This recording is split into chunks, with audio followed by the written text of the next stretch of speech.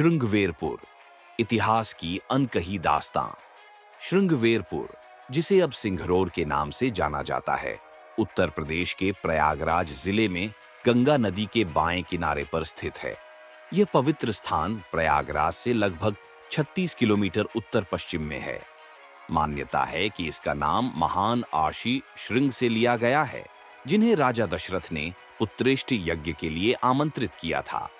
इस यज्ञ के परिणाम स्वरूप राजा दशरथ की तीनों रानियां गर्भवती हुईं और भगवान राम सहित उनके 4 पुत्रों का जन्म हुआ। श्रृंगवेरपुर का पौराणिक महत्व इस बात से भी बढ़ जाता है कि यही वह स्थान है जहां भगवान राम, माता सीता और लक्ष्मण ने अपने वनवास के दौरान निषादराज गुहा की सहायता से गंगा नदी को पार किया था। निषादराज गुहा की भक्ति और राम के प्रति उनकी निष्ठा की कथा सदियों से रामायण के प्रसंगों में गूंजती आई है।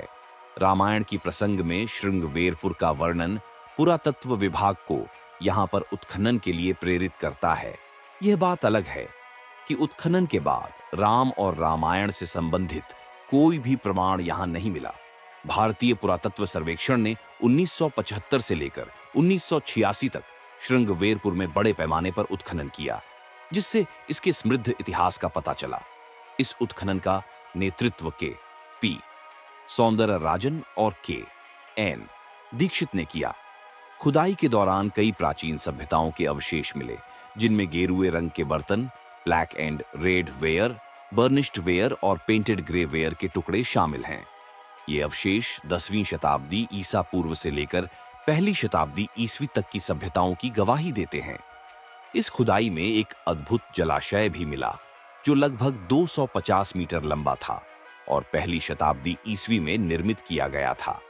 यह प्राचीन भारतीय जल प्रबंधन की उत्कृष्टता का एक प्रमाण है, जिसमें गंगा के पानी को शुद्ध कर पीने योग्य बनाया जाता था। यह तालाब न केवल उस समय की उन्नत तकनीक को दर्शाता है, बल्कि उस काल के हाइड्रोलिक इंजीनियरिंग के चमत्कार को भी प्रकट करता है। खुदाई से यह भी पता चलता है कि किसी समय श्रृंगवेरपुर की बस्ती भारी बाढ़ की चपेट में आ गई थी, जिससे तालाब की दीवारें और बस्ती का एक बड़ा हिस्सा नष्ट हो गया था। इसके बाद इस क्षेत्र में पुनः बसावट हुई, जो गुप्त काल, राजपूत काल, उत्तर मध्य काल और फिर ईस्ट इंडिया कंपनी और ब्रिटिश शासन के दौरान भी जारी रही। आज भी श्रृंगवेरपुर का एक हिस्सा सिंघरौर गांव के रूप में विद्यमान है, जो इस ऐतिहासिक स्थल की धरोहर को संजोए हुए है।